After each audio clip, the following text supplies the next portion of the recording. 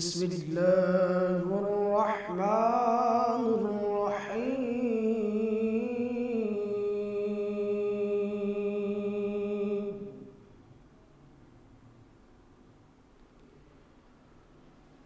يا أيها الذين آمنوا اتقوا الله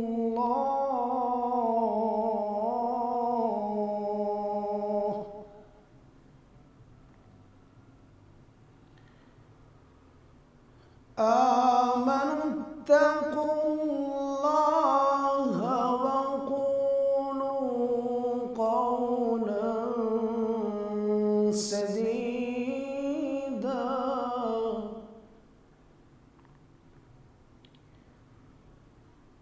يصلح لكم أعمالكم ويغفر لكم ذنوبكم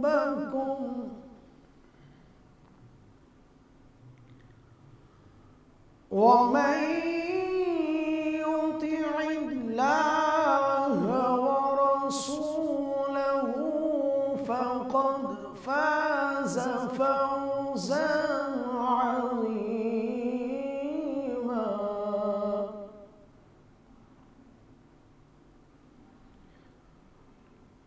إنا عرضنا الأمانة على السماوات والأرض والجبال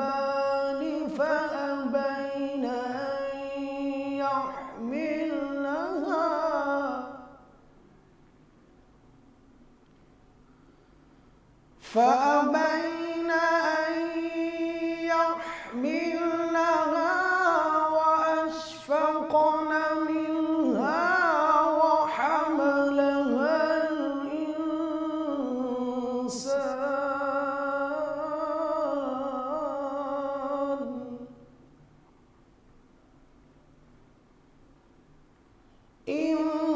إنه كان ظلوما جهولا.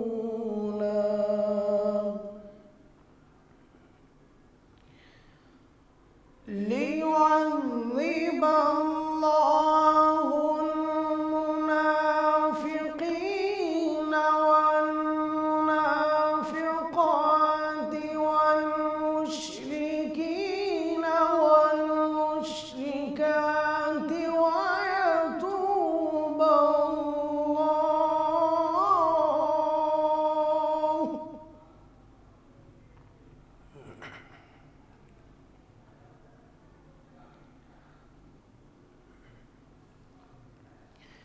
ويتوب الله على المؤمنين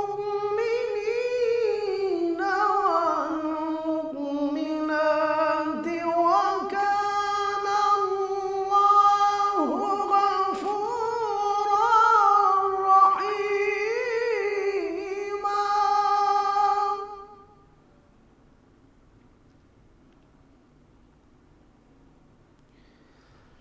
ليعذب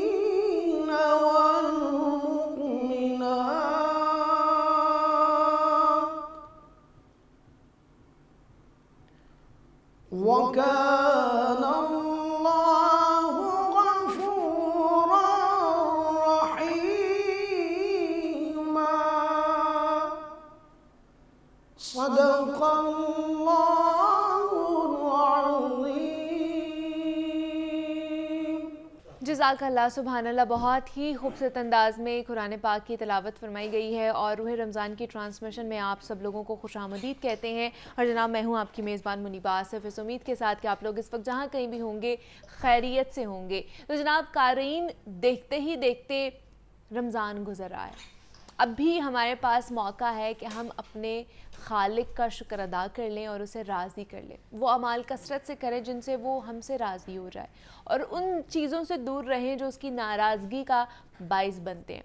रमज़ान का आखिरी अशरा वैसे भी इस कदर तेज़ी से गुज़रता है कि पता ही नहीं चलता है, इसलिए कोशिश करें कि अब भी जितना हो सके ना अपने वक्त को तज़किया नफ्स, तौबा इस्तग़फ़ार और अल्लाह के बंदों की खिदमत में गुजारें।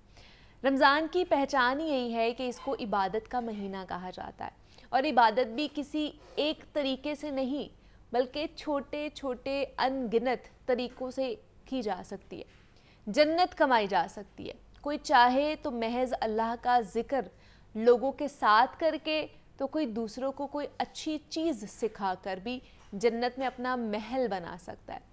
लेकिन मकसद सिर्फ इतना नहीं कि हम जन्नत में महल बना लें या किसी और लालच में इबादत करते रहें, बल्कि हकीकी मकसद तो अल्लाह ताला से रब्त जुड़ने का है। जब इस महीने का उसूल ही ये है कि अल्लाह मेज़बान है और उसके बंदे मेहमान हैं, तो जो चाहे हासिल कर लें, मगर ख़ुद को सिर्फ इन बातों तक महदूद क्यों रखें, बल्कि अपनी इस्तिताअत के और भी काम करें जिन्हें देखकर अल्लाह सातवें आसमान से अपने बंदों पर रहमत भेजता है। हर चीज़ को जहन में रखें, हर चीज़ को थोड़ा थोड़ा वक्त दें ताकि इत्दाल और तवाज़ुन रहे आपकी ज़िंदगियों में भी। सबसे बेहतर ये चीज़ है कि हम रमज़ान के मुतालिक खालिक के बताए गए सिंपल से एजेंडे के मुताबिक काम करें। उसमें तकवा और परहेज़गारी भी है और अल्लाह की मुकम्मल खुशनूदी भी हासिल हो सकती है। और वो एजेंडा है नमाज, रोज़ा, क़याम के अलावा बहुत सी और चीज़ें जिनको इबादत करार दिया गया है। उसके नज़दीक किसी की तीमारदारी भी इबादत है, किसी की मेज़बानी भी इबादत है। सदक़ात करना, किसी के लिए दुआएं करना या मुश्किल में किसी के काम आना, ये सब इबादतें हैं उसके नज़दीक। हम गोल्स बनाते हैं कि जनाब मैंने एक कुरान पाक मुकम्मल करना है, या 3 कुरान पाक या 2 कुरान पाक मुकम्मल करने हैं, वो भी ठीक है। लेकिन सब कुछ वही नहीं है कि महज आपकी ज़ात तक महदूद रहे। हमें अपनी ज़ात से बाहर निकलना होगा, दूसरों के लिए एहसास हमदर्दी, एहसास मोहब्बत पैदा करना होगा। इसीलिए और भी बहुत सी चीज़ें हैं जो अल्लाह की रज़ा के लिए हम कर सकते हैं, जिनके ना होने से हमारे ईमान का सारा तवाज़ुन ख़राब हो सकता है। किसी एक नेक काम के लिए किसी दूसरे अहम काम को नहीं छोड़ सकते। लिहाजा रात तरावी पढ़ने के बाद गली मोहल्ले का चक्कर लगाएं, देखें कि कोई भूखा तो नहीं सो रहा। अगर कोई भटका हुआ मिले तो उससे भी दरियाफ्त करें कि उसने खाना खाया है या नहीं खाया। वो रास्ता भूल चुका है तो उसे रास्ता समझाएं। उसे किसी चीज़ की ज़रूरत है तो उसको वो ज़रूरत जो है उसकी वो पूरी करे। याद रखें कि बेसहारों की मदद करना भी तकवा ही है। ख़ुद सोचें कि अगर कोई हमारी छोटी सी लापरवाही से हमारे हमसाए में भूखा सोता है तो कितने दुख की बात है। इसलिए अगर वाकई ही किसी को अल्लाह की खुशनुदी चाहिए तो इसके बताए हुए दोनों रास्तों को जहन में रखना होगा, हुकूक अल्लाह को भी और हुकूकुल इबाद को भी। तब जाके उसकी रज़ा, उसकी जो सवाब है, उसकी जो अजर व सवाब है वो हमें नसीब हो सकेगा। तो अल्लाह पाक हम सबको ये तौफ़ीक़ अता फ़रमाए कि जिस तरह हम हुकूकुल्लाह का ख़याल रखते हैं, उस तरह हम हुकूकुल इबाद का भी ख़याल रखें और अल्लाह पाक की जो खुशनुदी है उसको हासिल करने की कोशिश किया करें। तो ये आज का पैगाम था। इस पर एक छोटी सी ब्रेक लूँगी। ब्रेक पर जाने से पहले एक नात रसूल मकबूल है, आप वो सुनते जाइए।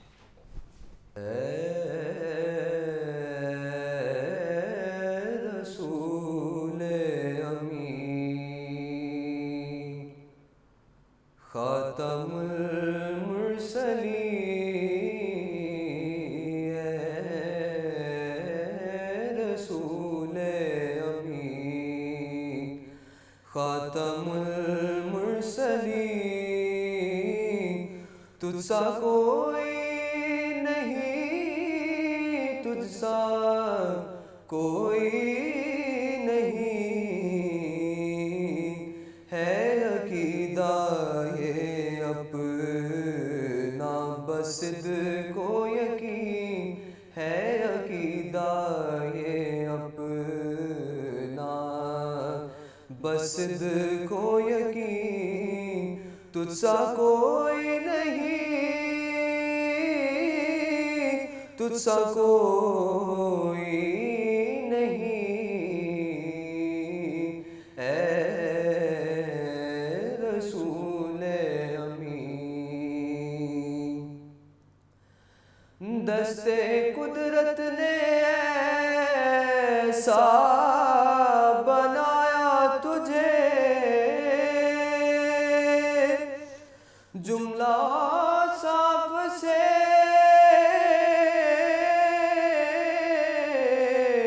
خود سجایا تجھے، دست قدرت نے ایسا بنایا تجھے، جملہ صاف سے خود سجایا تجھے، اے ازل کے حسین، اے ابد کے حسین، تجھ سا کوئی نہیں، تجھ سا کوئی نہیں، اے رسول امین۔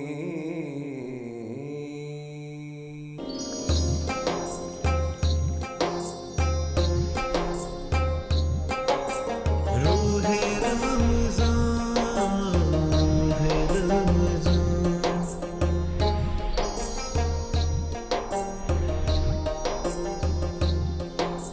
روح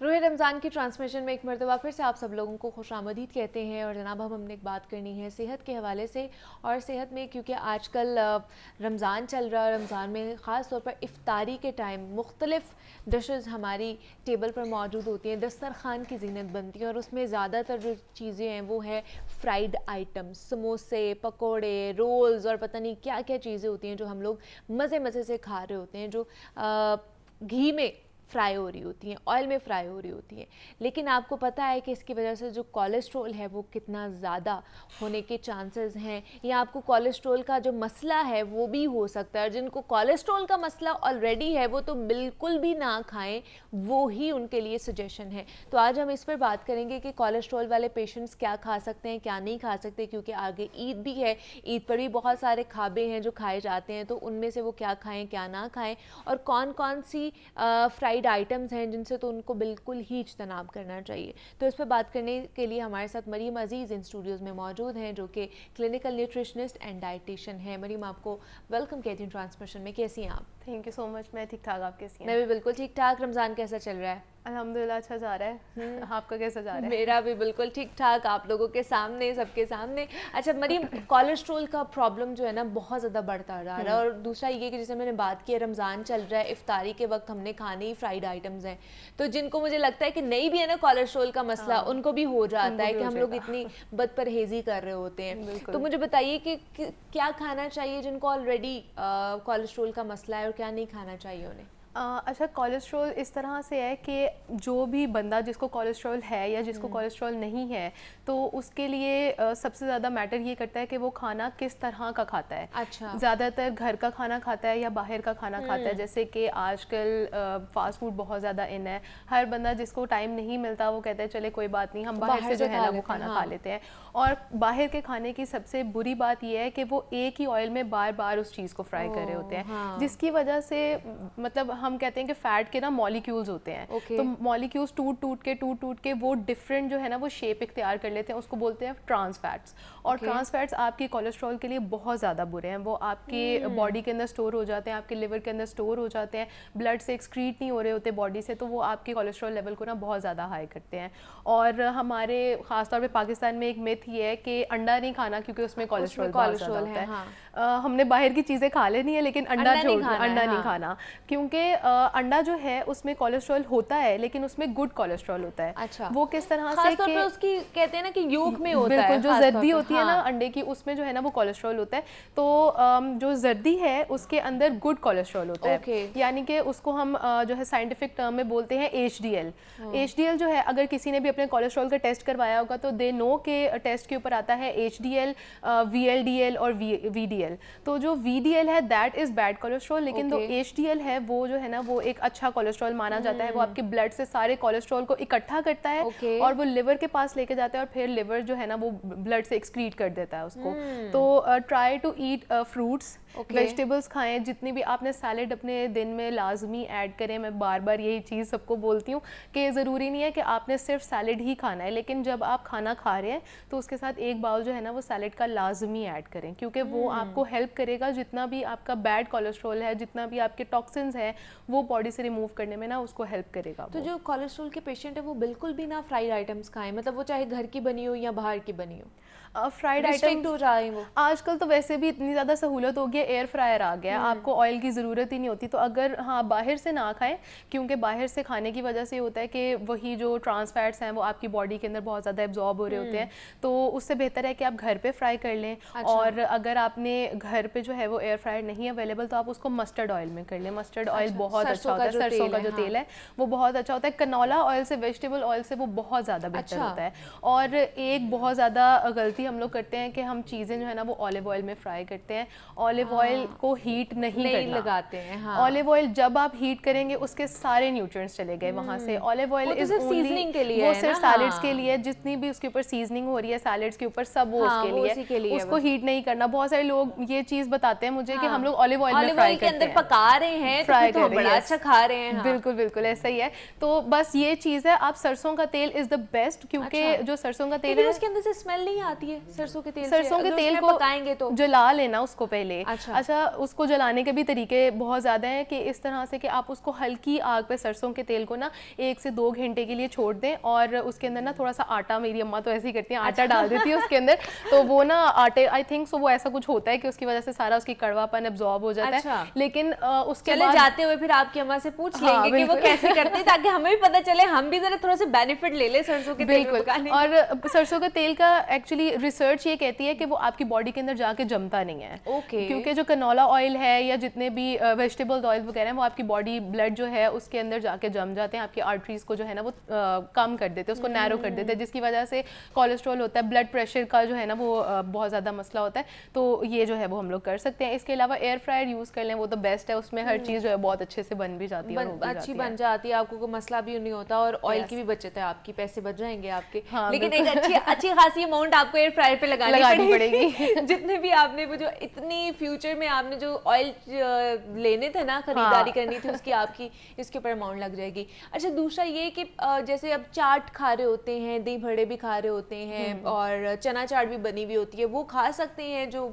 हमारे कोलेस्ट्रॉल के पेशेंट हैं? बिल्कुल हर चीज़ खा सकते हैं, लेकिन मैं सब पेशेंट्स को यही बोलती हूँ, आप लोग हर चीज़ खा सकते हैं, कोई भी ऐसी बीमारी नहीं है जिसमें आप कुछ भी ना खा सकें, लेकिन बस ये है कि मॉडरेशन में खाएं, हर चीज़ थोड़ी थोड़ी क्वांटिटी में खाएं। अब हम लोग क्या करते हैं कि एक ही दफ़ा मिलनी है तो वो इतनी ज़्यादा प्लेट्स भर लेते हैं, लेकिन उसको ये करें कि आप पोर्शन में अगर खाएंगे तो आपको जो बीमारी है, या अगर कोई बीमारी नहीं है तो खुदा ना खास्ता वो आपको नहीं होगी, ठीक है। और इसके अलावा जितने भी कोलेस्ट्रॉल के पेशेंट्स हैं उनके लिए ये है कि जैसे हम दही भल्ले बनाते हैं तो उसमें जो हमारी बड़े होते हैं या फुल्कियाँ वगैरह होती हैं, उनको आप कम क्वांटिटी में डाल लें, आप दही थोड़ी सी ज़्यादा इस्तेमाल कर लें, और उसके अलावा सब्जियाँ ज़्यादा इस्तेमाल कर लें, तो उसका एक टेस्ट भी आ जाएगा, दूसरा वो आपके लिए जो है ना वो हेल्दी भी होगा। और फ्रूट चाट में ये है कि चीनी थोड़ी सी कम यूज़ करें, क्योंकि फ्रूट चाट फिर ऑब्वियसली अगर हम चीनी ज़्यादा इस्तेमाल करते हैं तो वो भी फिर आपको डायबिटीज़ की तरफ लेके जाती है और डिफरेंट डिजीज़ की तरफ लेके जाती है।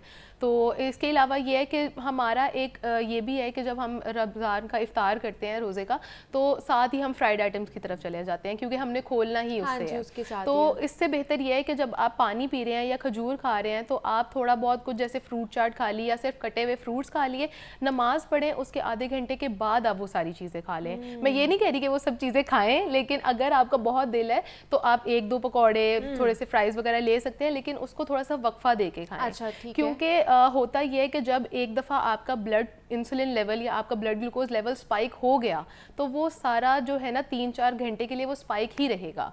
तो इसके लिए कोशिश ये करें कि पहले जो है ना वो अपने ब्लड ग्लूकोज लेवल को मेंटेन करें, जैसे ही रोज़ा इफ्तार हो रहा है उसके बाद जो है वो थोड़ा बहुत आहिस्ता आहिस्ता खाएं, तो वो आपको इंशाल्लाह जो है ना वो अच्छा, इतना क्या नुकसान नहीं जिनको करेगा। कोलेस्ट्रॉल का प्रॉब्लम है, जैसे ना सहरी में पराठे वगैरह ये खा सकते हैं वो? देसी घी यूज़ कर लें पराठों अच्छा। के ऊपर। अब पराठों का ये है कि हम लोग जो है ना वो पराठों के पेड़े के अंदर भी ऑयल यूज़ करते हैं, फिर ऊपर भी लगाते हैं, इधर से भी तलते हैं उधर से भी तलते हैं। तो सिर्फ ये करना है कि आपने सूखी रोटी बनानी है, अच्छा। उसके ऊपर आपने या तो 1 चम्मच ऑलिव ऑयल लगा लेना है या फिर देसी घी यूज़ कर लें। ओके। कनोला ऑयल और वेजिटेबल ऑयल से थोड़ा दूर ही रहें तो बेहतर है, हाँ। क्योंकि वो जो है ना वो आपकी ब्लड को बहुत ज़्यादा जो है वो क्लॉटिंग बहुत ज़्यादा करता है आपके ओके। ब्लड के अच्छा, अंदर। लेकिन दूसरा फिर आ जाता है जी, हमारे घर जो ग्रेवी बनती है, जो सालन बनता है, उनके ऊपर तो इतना इतना घी होता है, ऑयल होता है, और जब तक मतलब मुझे लगता है कि हमारे घरों में वो जो हांडी के ऊपर घी नहीं आता, जिसको तरी कहा जाता है, वो नहीं आती। हमारी माओ को हांडियां पसंद नहीं आती, कहती है कि गंजी हांडी बना दी तुसी। ऐसे ही वो कहते हैं हमें नहीं पसंद आई ये हांडियां जिसके ऊपर ऑयल ना हो, घी ना, जिसकी तरी ना निकली हो, तो उसका क्या करें फिर हम? यही है कि फिर अगर कोई बहुत ज़्यादा कॉन्शियस है तो वो अपने लिए अलहदा सालन बनवा ले, वरना फिर ये है कि साइड पे कर दे। जैसे अक्सर ये होता है कि अगर सालन बहुत ज़्यादा होता है तो फिर ना मैं टिश्यू से या चम्मच से ना निकाल देती हूँ सालन को। क्या कर सकते हैं, अम्मा को भी नाराज़ नहीं ना करना क्योंकि उन्होंने कह रहे तुसी तो कुछ भी नहीं खाते। तो इसीलिए फिर जो है ना वो ऐसे कर सकते हैं। या फिर एक आजकल ना न्यू एक इन्वेंशन लॉन्च हुई है, उसमें उसको कहते हैं ऑयल फ्री हांडी। अच्छा। उसमें ऑयल जो है वो बिल्कुल भी यूज़ नहीं होता। जो हम वो प्याज टमाटर बनाते हैं ना, उसका जो पेस्ट है या जो भी उसको कह ले ग्रेवी टाइप, वो हम पानी में बनाते हैं। तो वो एक न्यू इन्वेंशन जो है ना वो लॉन्च हुई है, तो ट्राई करके देख लें, हो सकता है वो अच्छी बन जाए। हो सकता है कि ऑयल की भी बचत है और पानी जो है ना उसमें आप करें, और मतलब बीमारी नहीं लगेगी ना। मसला ये है कि आप बच सकेंगे तमाम तो जितनी भी बीमारियां हैं उनसे, तो आपका ही फ़ायदा है और किसी का फ़ायदा नहीं। अपनी सेहत का ख्याल रखेंगे तो अच्छे तरीके से अपनी ज़िंदगी को, खूबसूरत सी ज़िंदगी को एंजॉय कर सकेंगे, आगे बढ़ सकेंगे। तो हमारे साथ मरियम अजीज़ मौजूद थी। Maryam, thank you so much for coming here. और कोलेस्ट्रॉल के ऊपर हम बात कर रहे थे कि कौन कौन सी चीज़ें और कौन कौन से खाने हमें खाने चाहिए और क्या नहीं खाना चाहिए। यहाँ पे एक छोटी सी ब्रेक लेते हैं और मिलते हैं इस ब्रेक के बाद।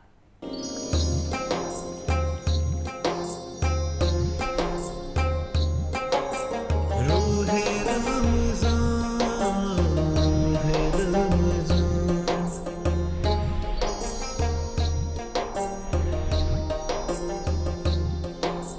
रूहे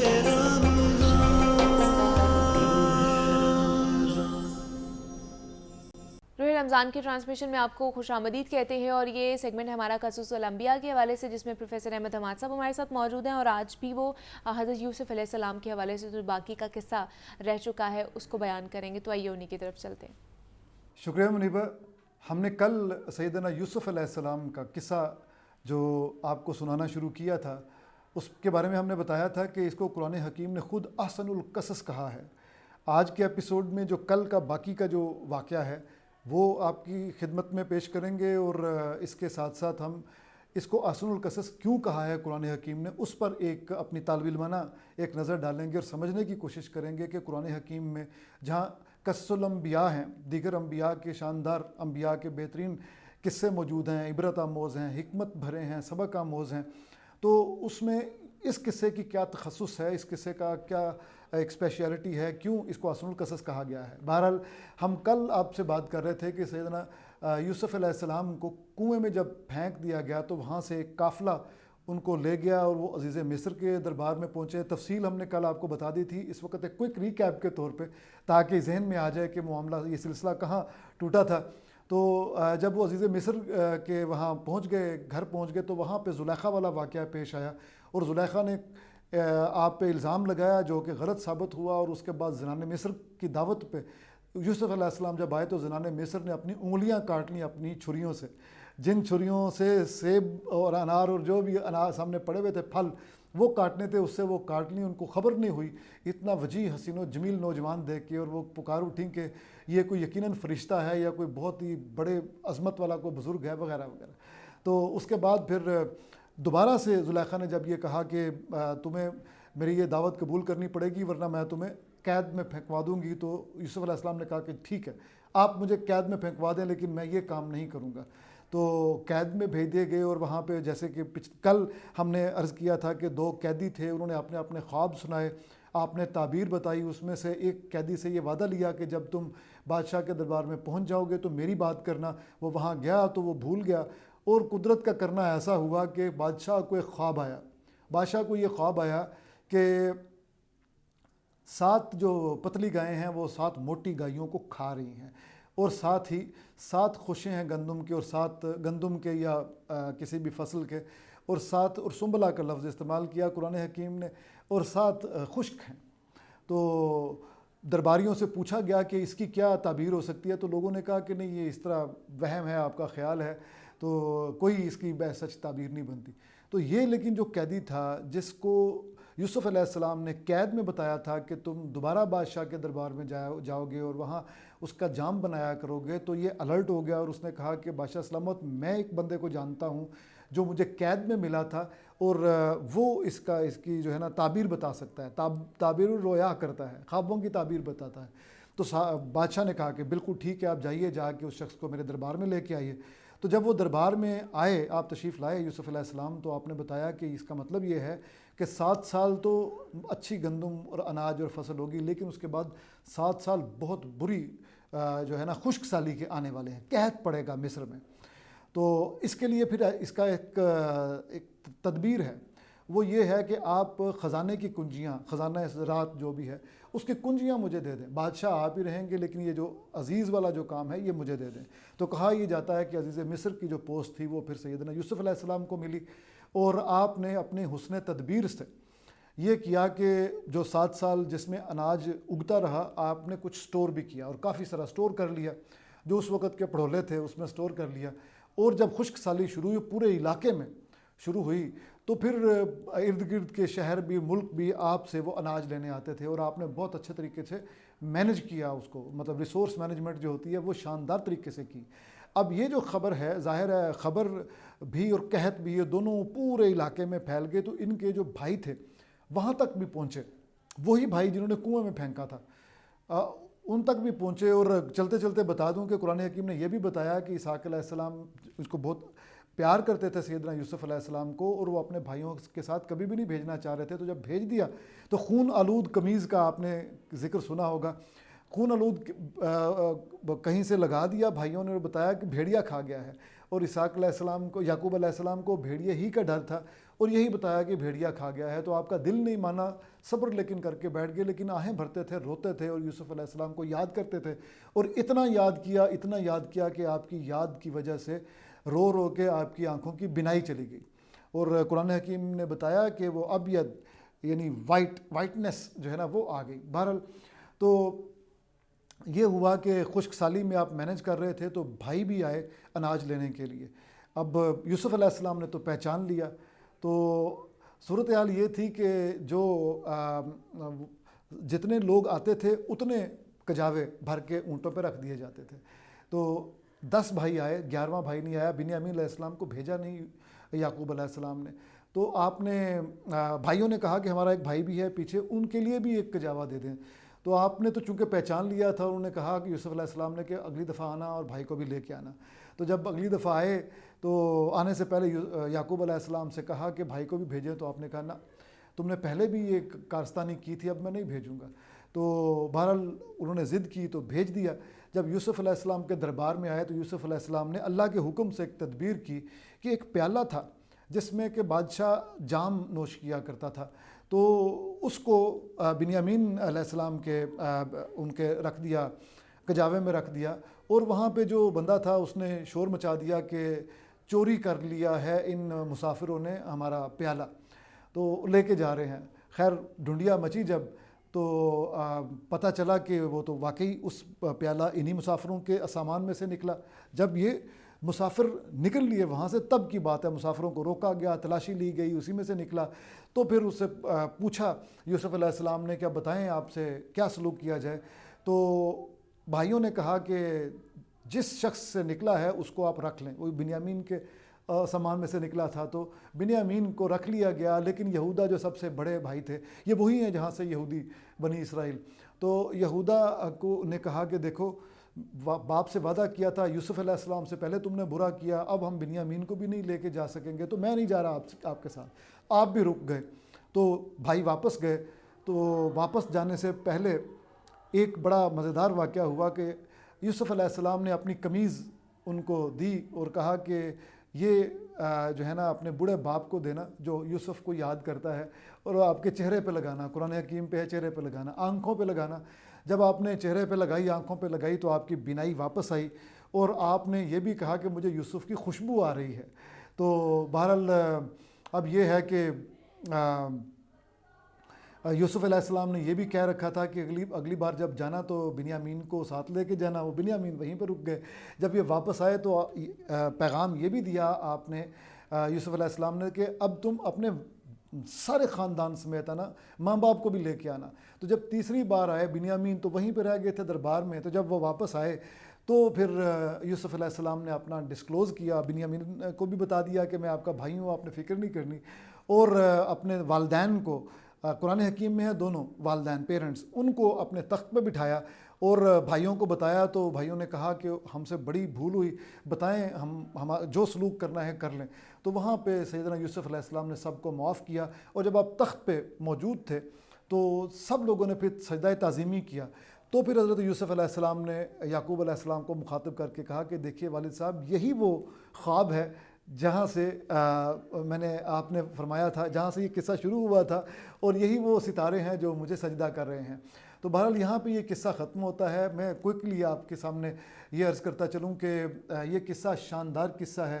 اس پر ایک باقاعدہ تیسرا دن ہے، تیسری ایپیسوڈ، وہ متقاضی ہے کہ ہم اس کا ذکر کریں، ہم اس پہ بات کریں، ہم اس کے حسن پہ بات کریں، اس کے تمام پہلوؤں پہ بات کریں کہ کس طریقے سے یہ جو قصہ ہے یہ اللہ تعالیٰ نے قرآن حکیم میں بیان فرمایا ہے. ایک طویل صورت ہے، 111 آیات پہ مبنی ہے. اس کی ڈکشن پہ بات کریں، اس کی بنت پہ بات کریں، اور اس کے شان نزول پہ بھی بات کریں. شان نزول پہ اگر ہم اسی ایپیسوڈ میں بات کر سکیں تو وہ یہ ہے کہ قریش یہ کہتے تھے، پوچھتے تھے نبی کریم صلی اللہ علیہ وسلم سے کہ بتائیں یہ جو بنی اسرائیل ہیں یہ مصر میں کیسے پہنچے اور پھر موسیٰ علیہ السلام کے ساتھ واپس کیسے آ گئے. تو یاد رہے کہ بنی اسرائیل کی کتابوں میں جو مصر کے بادشاہ ہیں ان کا نام فرعون ہی ہے، جو یوسف علیہ السلام کے ساتھ جن کا مکالمہ رہا، جبکہ قرآن حکیم نے ان کو فرعون نہیں کہا. یہ کوئی اور تھے جو چرواہے بادشاہ تھے اس زمانے کے. تو یوسف علیہ السلام کا معاملہ ان کے ساتھ رہا. اور بالکل یہ بات جو ہے اب لوگ جانتے ہیں، اور لوگوں کو وہاں پہ کنویں کے اور باقی آثار بھی ملتے ہیں جس کنویں میں پھینکے گئے حضرت یوسف علیہ السلام. تو جناب یہ آج کا قصہ تھا آپ کے سامنے. یوسف علیہ السلام کا کنویں سے کی جو نیچائی ہے، پستی تو نہیں کہنا چاہیے، مجھے اچھا نہیں لگ رہا، ہم یہی کہیں گے کہ اس کی جو نچلی طے ہے وہاں سے اللہ تعالیٰ نے ان کو تخت تک پہنچایا. تو یہ قصہ ایک ایسے نوجوان بلکہ لڑکے کا جس کو کنویں میں پھینک دیا گیا تھا، اس کے بعد پھر غلام بنا کے بیچا گیا، اس کے بعد پھر اس پہ الزامات لگے طرح طرح کے، اور اس کے بعد پھر اس کو پوری قوت و طاقت کا وہ جو اختیار ملا، اور پھر انہیں بھائیوں نے سجدہ تعظیمی ان کے سامنے کیا. یہ جو عروج کی کہانی ہے، یہ جو جس کو ہم آج کے جدید زمانے میں پرسنل گروتھ اینڈ ڈیولپمنٹ کی کہانی کہتے ہیں یا سکسیس سٹوری کہتے ہیں، یہ سٹوری کس طریقے سے قرآن حکیم نے اس کا بیان کیا ہے یہ ہم آپ کی خدمت میں عرض کریں گے. بس چلتے چلتے آخری بات یہ ضرور کہتے چلیں کہ رسول اللہ صلی اللہ علیہ وسلم کی زبانی کفار مکہ کو یہ قصہ سنانا، اس میں حکمت یہ تھی، ایک تو یہ کہ یہ مکی زندگی کے آخری دنوں کا جو ہے نا وہی ہے. دوسرا یہ کہ یہ بتانا کہ جس طریقے سے تم اپنے بھائی یعنی قریشی محمد عربی ان کے ساتھ سلوک کر رہے ہو صلی اللہ علیہ وسلم، تو ایک دن یہ ہوگا کہ جس طرح یوسف کے بھائیوں نے ان کو سجدہ کیا ہے علیہ السلام، اسی طرح تمہیں بھی ایک دن اس کے سامنے سر جھکانا پڑے گا. تو بالکل ایسا ہی ہوا. فتح مکہ آپ ذہن میں لے کے آئیے تو بالکل سامنے وہ دست بستہ کھڑے ہیں قریش مکہ، اور کانپ بھی رہے ہیں اور پوچھ بھی رہے ہیں کہ آپ ہمارے ساتھ کیا سلوک کریں گے. تو نبی کریم صلی اللہ علیہ وسلم نے بھی بالکل وہی سلوک کیا جو سیدنا یوسف علیہ السلام نے اپنے بھائیوں کے ساتھ سلوک کیا تھا جب وہ ایک مجرم بنے دربار میں کھڑے تھے. اور یہ بالکل وہ ریپیٹیشن ہے. تو گویا ایک طرح سے اللہ تعالیٰ نے اس صورت کے نزول کے ساتھ کئی طرح کے واقعات ہوئے. نمبر ایک تو یہ کہ کفار کا یہ جو ایک چال تھی کہ آپ کو غلط ثابت کریں، اس کو غلط ثابت کیا اور نبوت کا ثبوت دیا. اور نبی کریم صلی اللہ علیہ وسلم کو کہا بھی کہ آپ کو یہ قصہ پہلے سے معلوم نہیں تھا، ہم آپ کو بتا رہے ہیں. اور پھر یہ بھی کہ جو آپ کو قرآن حکیم کے ذریعے یہ بھی بتایا گیا کہ بھائی آپ نے اگر ان کے ساتھ سلوک اچھا نہ کیا تو الٹیمیٹلی وہی حال ہوگا جو کہ وہاں پہ برادران یوسف کو بھی سبمٹ کرنا پڑا، سرنڈر کرنا پڑا، آپ کو بھی الٹیمیٹلی سرنڈر کرنا پڑے گا. تو وہی ہوا فتح مکہ میں. تو انشاءاللہ ہم اگلی ایپیسوڈ میں کل آپ کے سامنے جب حاضر ہوں گے تو یہ بیان کریں گے کہ اس کو احسن القصص کیوں کہا جاتا ہے. ٹھیک ہے، پروفیسر احمد حماد صاحب ہمارے ساتھ موجود ہیں. احمد صاحب بہت شکریہ آپ کا، اور یہاں پہ ایک چھوٹی سی بریک لیتے ہیں، ملتے ہیں اس بریک کے بعد.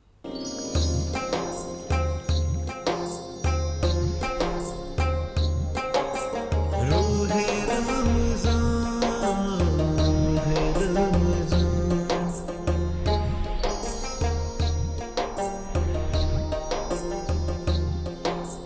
روح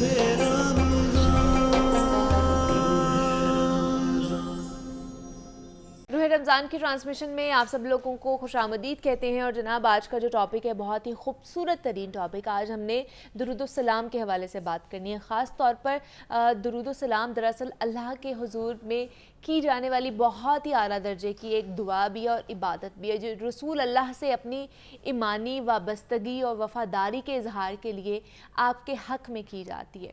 اور یہ دعا آپ سے محبت اور آپ کے حقوق اور آداب میں سے ہے. اس کا حکم خود اللہ تعالیٰ کی طرف سے قرآن پاک میں بڑے پیارے اور مؤثر انداز میں دیا گیا ہے. ارشاد باری تعالیٰ ہے کہ بے شک اللہ تعالیٰ اور اس کے فرشتے رحمت بھیجتے ہیں اس پیغمبر پر. اے ایمان والو، تم بھی آپ پر رحمت بھیجو اور خوب سلام بھیجا کرو. صلاۃ و سلام کی اہمیت کیا ہے کہ اللہ تعالیٰ نے قرآن پاک میں بہت سارے احکامات ارشاد فرمائے، بہت سارے انبیاء کرام کی توصیفیں اور تعریفیں بھی فرمائی ہیں، ان کے اعزاز و اکرام بھی فرمائے ہیں. حضرت آدم علیہ السلام کو پیدا فرمایا تو فرشتوں کو حکم دیا کہ ان کو سجدہ کیا جائے، لیکن کسی اعزاز و اکرام میں یہ نہیں فرمایا کہ میں بھی یہ کام کرتا ہوں تم بھی کرو. یہ اعزاز و اکرام صرف سید الکونین فخر دو عالم ہی کے لیے ہے کہ اللہ نے صلاۃ یا درود و سلام کی جو نسبت ہے اولاً اپنی طرف اور اس کے بعد اپنے پاک فرشتوں کی طرف کرنے کے بعد مسلمانوں کو حکم فرمایا کہ اللہ اور اس کے فرشتے درود بھیجتے ہیں، اے مومنو تم بھی درود و سلام بھیجو. تو اس سے بڑھ کر اور کیا فضیلت ہوگی کہ اس عمل میں اللہ اور اس کے فرشتوں کے ساتھ مومنین کی شرکت بھی ہے. اللہ اور اس کے فرشتے ہمیشہ درود بھیجتے رہتے ہیں نبی کریم صلی اللہ علیہ وآلہ وسلم پر، اور ان پر تو اللہ خود درود و سلام بھیجتا ہے.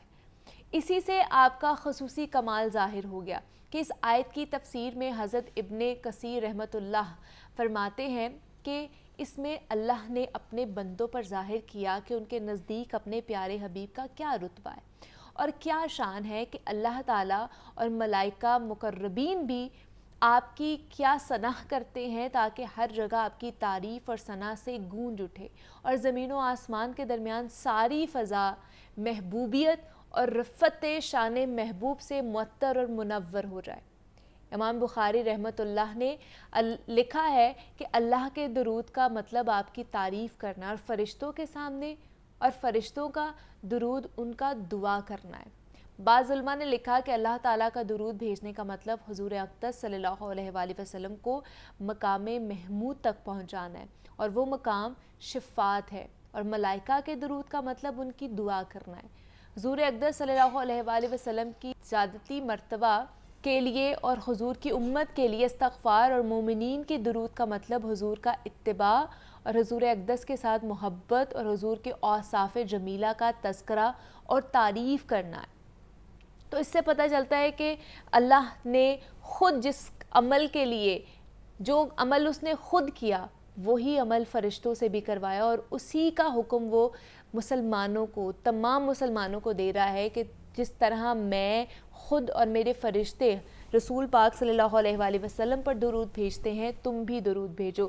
تو آج خاص طور پر ہم اسی پر بات کریں گے، درود السلام کے حوالے سے اس کی اہمیت اور اس کی فضیلت بیان کرنے کی کوشش کریں گے کہ جو عمل اللہ پاک خود کرتے ہیں اسی کا حکم مسلمانوں کو بھی دیا گیا ہے. تو اس کے پیچھے کتنا اس کے آداب اور اس کا کتنا فضل ہوگا ہمارے اوپر کہ ہم جب درود و سلام بھیجتے ہیں. تو اس پر بھی بات کریں گے. ڈاکٹر پیر طارق شریف زادہ صاحب ہمارے ساتھ موجود ہوں گے, مزید بھی ڈسکشن کریں گے, لیکن یہاں پہ ایک چھوٹی سی بریک لیتے ہیں. بریک پہ جانے سے پہلے نعت رسول مقبول ہے وہ سنتے جائیے.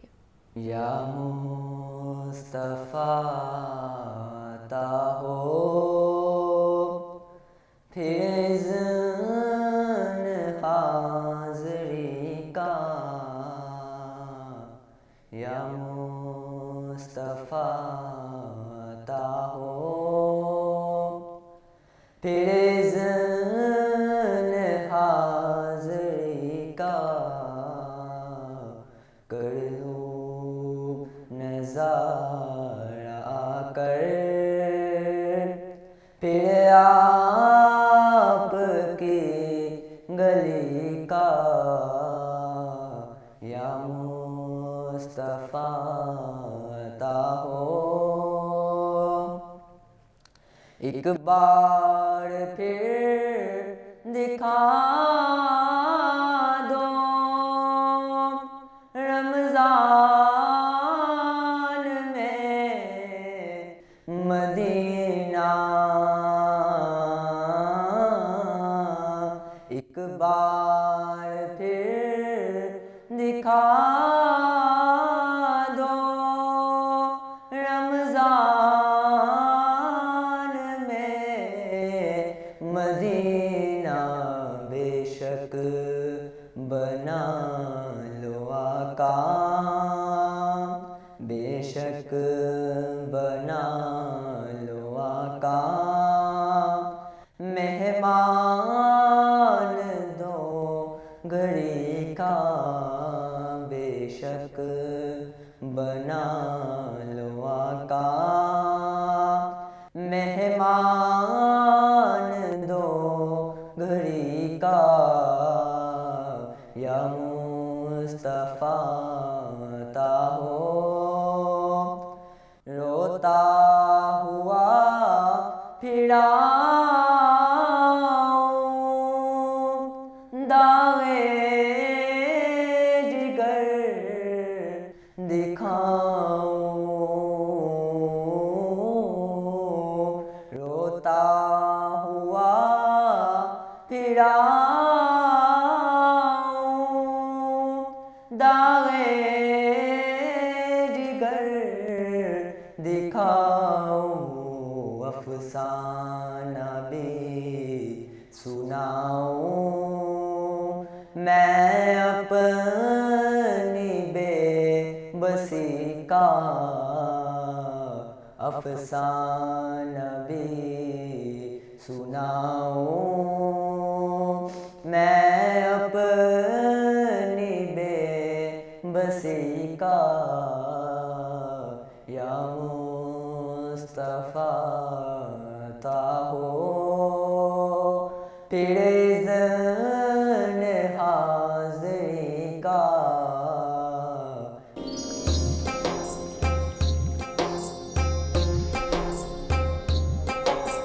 روح رمضان ہے رمضان,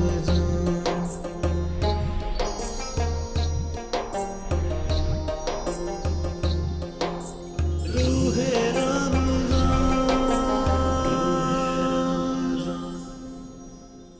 روح رمضان کی ٹرانسمیشن میں ایک مرتبہ پھر سے آپ سب لوگوں کو خوش آمدید کہتے ہیں. اور جناب درود و سلام کے حوالے سے آج ہم نے بات کرنی ہے کہ اس کی اہمیت اور فضیلت کیا ہے.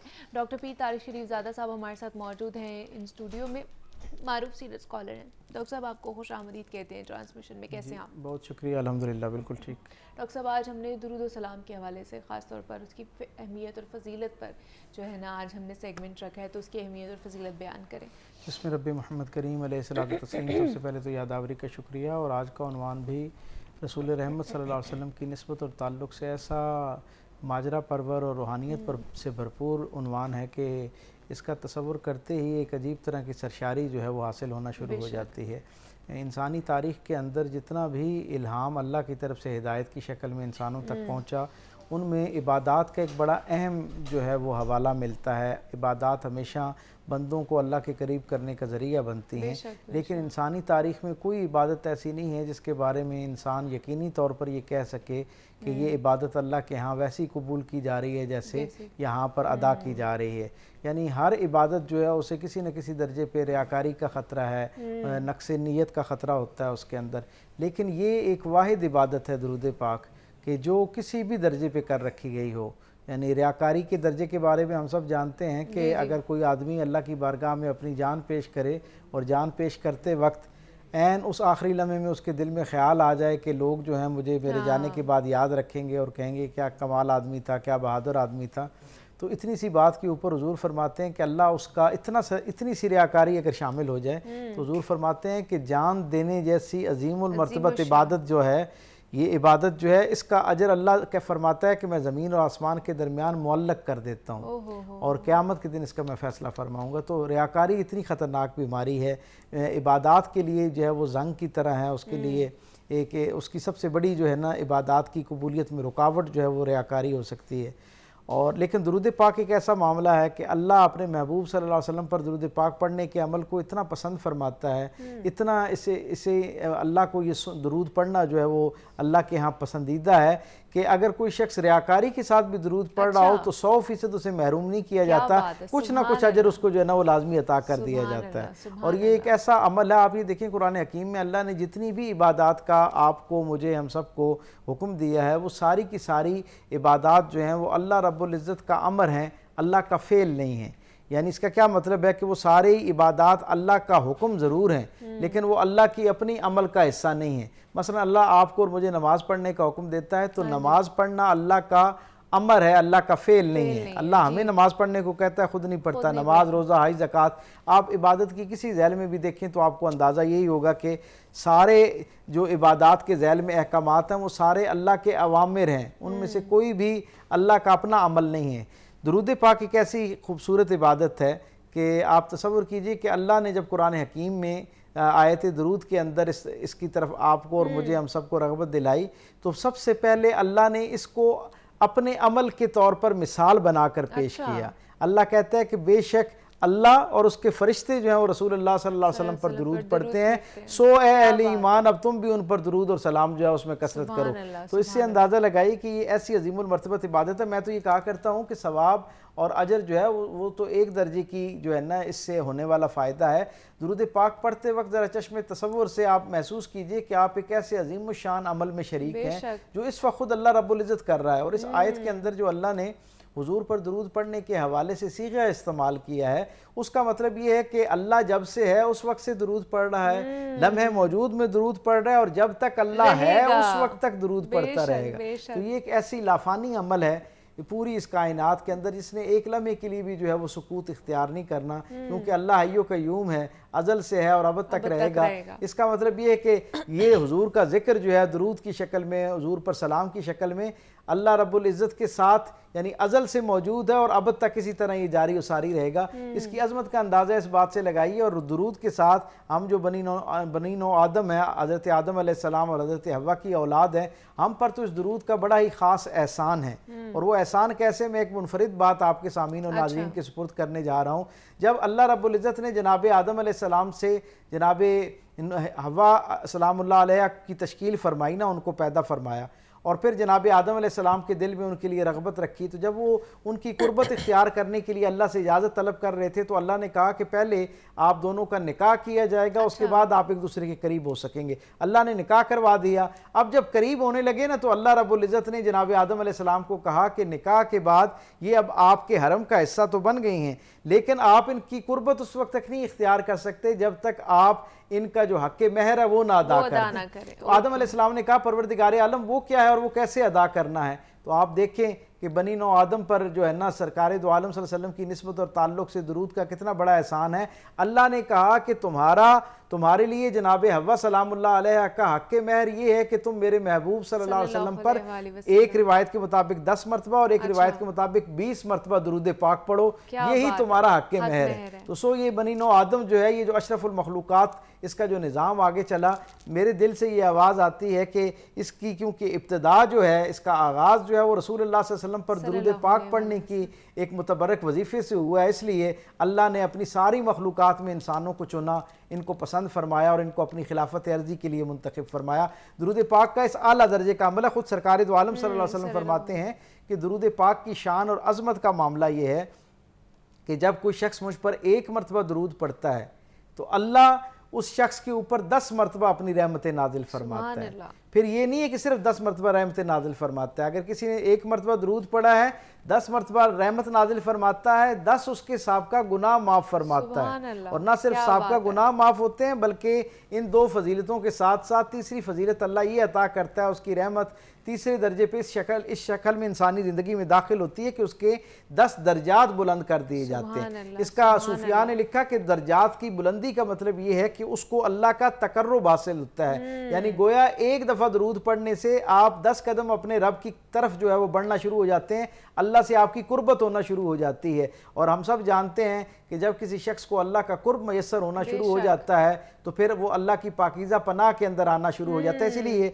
जो उलमा हैं वो हमें बताते हैं, मुहद्दिसीन ने और मुफस्सिरीन ने हमें ये बताया कि जो आदमी कसरत से दुरूद पाक को अपना मामूल रखता है, अपनी मामूल का हिस्सा बनाता है, वो इस तकर्रुब के दर्जे में हर मरतबा पढ़ने पे क्योंकि 10 दर्जे करीब हो रहा होता है, तो इसका क्या मतलब है कि जब मुतवातर कोई आदमी दुरूद पढ़ना शुरू करता है तो फिर वो एक ऐसे मकाम पर पहुँच जाता है, उस खुश नसीब मंजिल पर पहुँचता है जहाँ अल्लाह की पाकीज़ा पनाह उसे हासिल होना शुरू हो जाती है। और इसका मतलब ये होता है, उसका इनाम क्या होता है, उस अल्लाह की वादी अमन में दाखिल होने का इनाम ये होता है कि उसके लिए नेकी को इख्तियार करना आसान कर दिया जाता है और बुराई से उसके लिए असबाब पैदा किए जाते हैं कि उसका दिल उसकी तरफ से उचाट होना शुरू हो जाता है, अदम रगबत का शिकार हो जाता है, उसके लिए गुनाह में कशिश नहीं रहती है। और फिर उससे बढ़ के एक ख़ास दर्जे पे जाने के बाद अल्लाह आलम असबाब में एक फरमान जारी करता है कि ये बंदा क्योंकि दुरूद पाक के साथ जुड़ गया है और इसकी तहारत जो है वो तसलसल के साथ होती जा रही है और ये अब तहारत के उस मकाम पर पहुंच गया है कि अब इस बंदे के लिए इसके आलम असबाब में ऐसी हालत पैदा की जाए कि ना ये गुनाह तक पहुंच सके ना गुनाह इस तक पहुंच सके। तो इससे अंदाजा लगाइए कि ये किस तरह की अजीम शान आला अरफा इबादत है कि एक इबादत जो अल्लाह पाक खुद करता है, उसके फरिश्ते भी करते हैं, तो वो हम करेंगे तो हमें उसकी कितनी फजीलत और जो इम्पॉर्टेंस है, उसका अजर है, वो कितना मिलेगा। तो इस पर मज़ीद भी बात करेंगे। डॉक्टर साहब हमारे साथ ही मौजूद हैं स्टूडियोज़ में, तो यहाँ पर एक छोटी सी ब्रेक लेते हैं, ब्रेक से वापस आते हैं तो मज़ीद डिस्कशन करते हैं।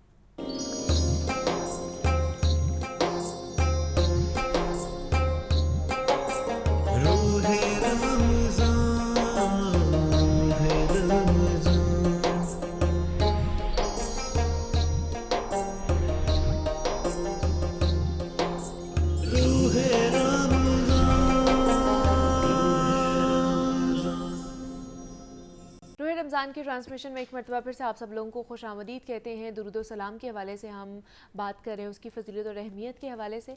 तो डॉक्टर साहब, हर चीज़ के जिस तरह आदाब होते हैं, कोई तरीका सलीका होता है, तो दुरूद व सलाम का आदाब क्या है, क्या बताए गए हैं हमें दीन इस्लाम में?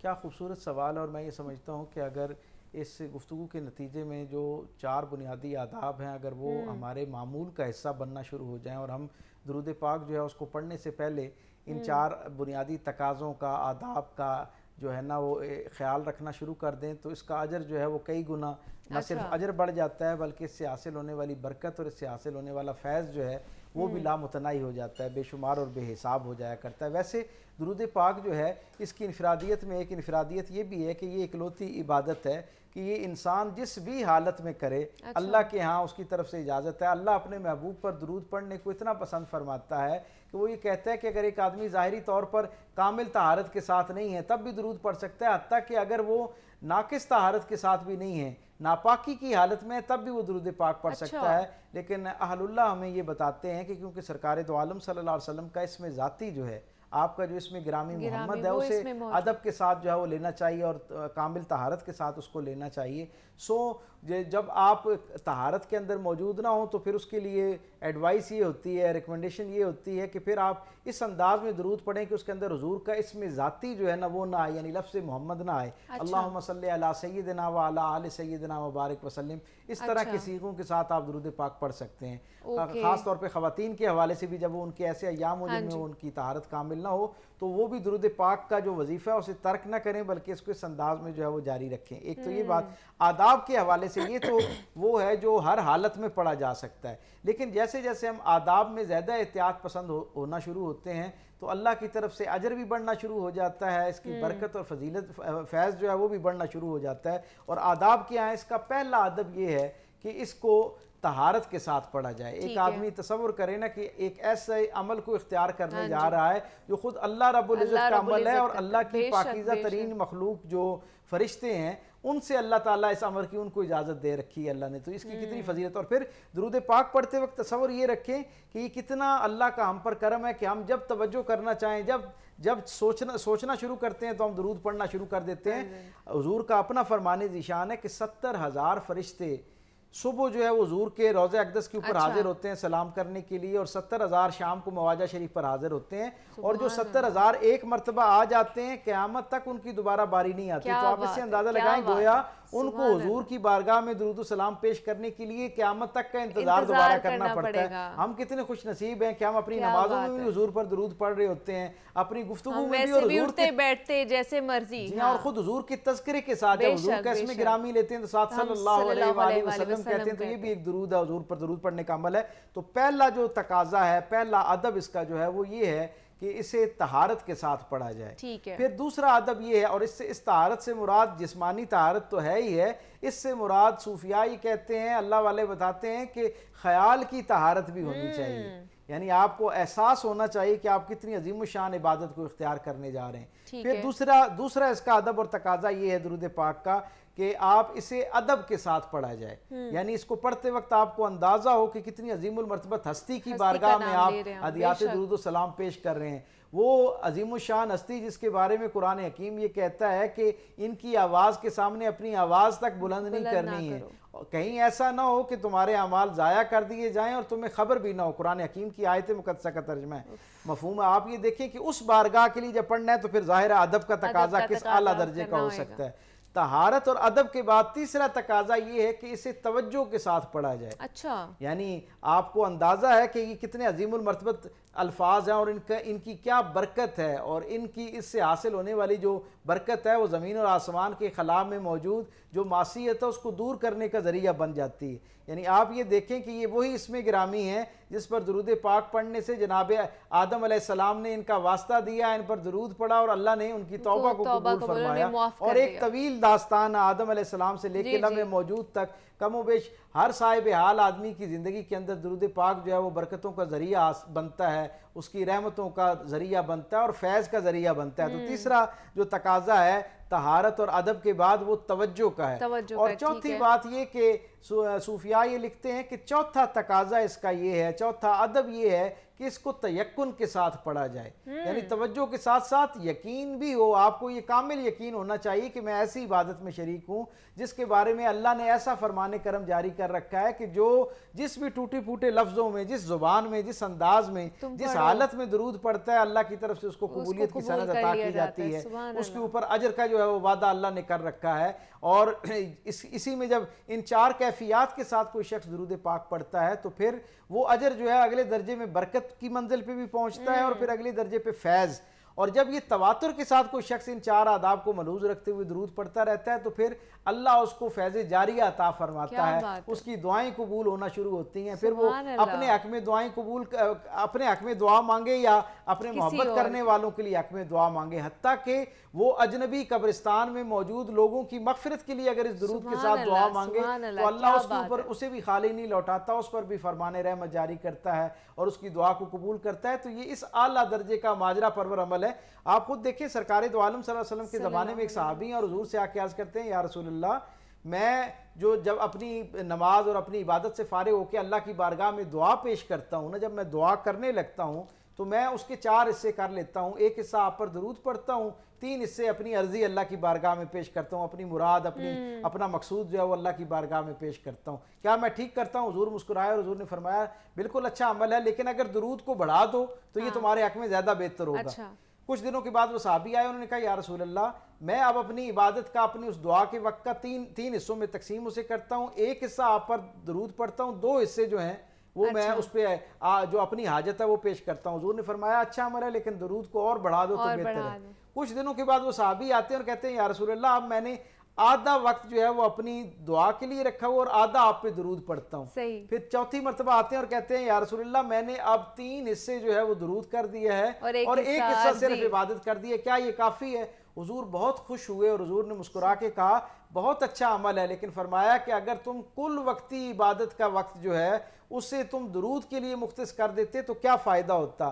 اللہ تمہاری جو حاجتیں تمہارے دل اور دماغ میں تھیں ان کو بھی قبول کر لیتا, اور وہ نعمتیں جن کی طرف ابھی تمہارا دھیان نہیں گیا, شعور نہیں گیا, تمہاری چاہت میں وہ نہیں آئی, تمہاری طلب کا حصہ نہیں بنی, اللہ تعالیٰ وہ نعمتیں بھی اس درود کے کل وقتی پڑھنے کی برکت سے تمہیں عطا کرنا شروع کر دیتا. اس سے ہمیں اندازہ ہونا چاہیے. حضرت عمر فاروق رضی اللہ تعالیٰ عنہ سے یہ بات وابستہ ہے. آپ ایک مجلس میں موجود تھے اور ایک شخص آیا, انہوں نے کوئی گفتگو کا آغاز کیا اور اس کے بعد کوئی دعا کی, تو آپ نے اس کو روک دیا اور کہا کہ تمہیں نہیں علم کہ زمین سے آسمان کی طرف اٹھنے والی کوئی دعا, کوئی ندا یعنی کوئی پکار اس وقت تک زمین اور آسمان کے درمیان معلق رہتی ہے جب تک اس کے ساتھ اس کے اول اور آخر میں درود پاک صلی اللہ علیہ وسلم حضور کی ذات کے اوپر جو ہے وہ پڑھ کے اسے ساتھ روانہ نہ کیا جائے. گویا کوئی چیز بھی زمین سے آسمان کی طرف نہیں اٹھائی جاتی, پہنچائی جاتی جب تک اسے ہدیات درود کے پر نہ فراہم کر دیے جائیں.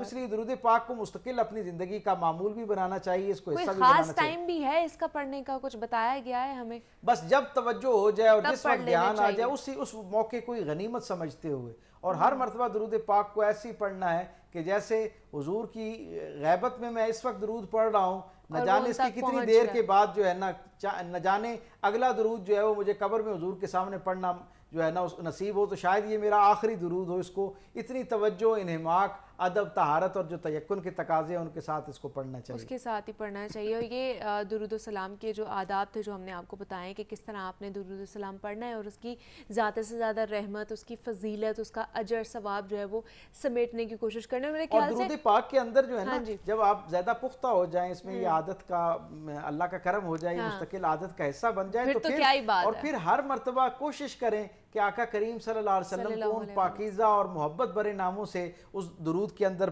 جو ہے نا آپ کا تذکرہ کریں. جیسے اللہ نے قرآن میں بہت سارے پاکیزہ, لاڈ والے, عزت والے, کرم والے, شفقت والے, رحمت والے ناموں کے ساتھ رسول رحمت کو قرآن حکیم میں پکارا ہے. تو جتنا حضور کو اعلیٰ عرف القابات کے ساتھ کوئی درود پیش کرتا ہے, مجھے یوں لگتا ہے کہ یہ زیادہ جو ہے وہ سجا کے درود پیش کرنے والا عمل ہے. جیسے جناب علی کرم اللہ کریم نے فرمایا نا کہ اللہ کی بارگاہ میں جب عرضی پیش کرو تو اللہ کے پاکیزہ ناموں کی تواتر سے کثرت کرتے ہوئے پکارو, کہ جب کسی بادشاہ سے کوئی چیز طلب کرنا ہو تو اس وقت اس کو اس کے جو اچھے نام ہیں ان سے پکار کے اس کی توجہ کو اپنی طرف مبذول کرو. میں سمجھتا ہوں کہ جب درود پاک میں آپ حضور کے اعلیٰ عرفہ پاکیزہ ناموں سے حضور کو پکارتے ہیں اور ان پہ درود بھیجتے ہیں تو اللہ کی توجہ بھی ہمیں حاصل ہوتی ہے, اور سرکار دو عالم صلی اللہ علیہ وسلم کی جو رحمت والی توجہ ہے وہ بھی ہماری طرف مبذول ہونا شروع ہوتی ہے. آمین آمین. اللہ پاک ہم سب کو توفیق عطا فرمائے کہ ہم اپنی عبادات کا جو تواتر کے ساتھ جو سلسلہ ہے اس کو جاری رکھیں, اور اللہ پاک کا جو